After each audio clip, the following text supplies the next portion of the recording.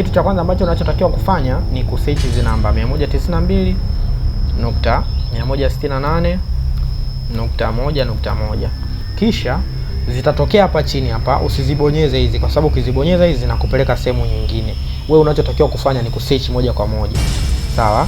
Alafu itafunguka hapa. Unachotakiwa kufanya kwa hapa ni kubonyeza hapa palipoandikwa login, kwa sababu hivi vingine vyote hivi havina msaada wote.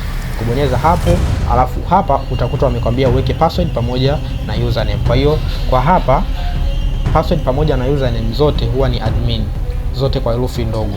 Ukiandika kwa herufi kubwa itakukatalia. Alafu uta login. Kisha login itafunguka kwa mfumo wa namna hii hapa.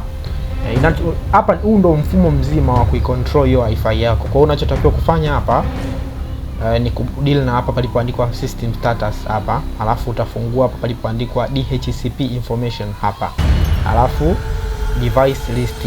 Unaona ziko ngapi? Ziko 3 hapo. Maana kama kwenye wifi yako inazidi, maana kama zipo nyingine zaidi utazikuta zinaendelea hapa. Kwa hiyo unachotakiwa kufanya ni kucopy hizi MAC address hapa. Mfano mimi nitamtoa huyu, na copy MAC address yote, alafu ni copy, kisha unatoka hapa unakuja upande wa huku ambapo ulikuta hii system status, unafungua hapa palipoandikwa firewall hapa, alafu na yenyewe utaikuta inafunguka kukuelekeza ni vitu gani vingine vipo vinafuatia hapo chini.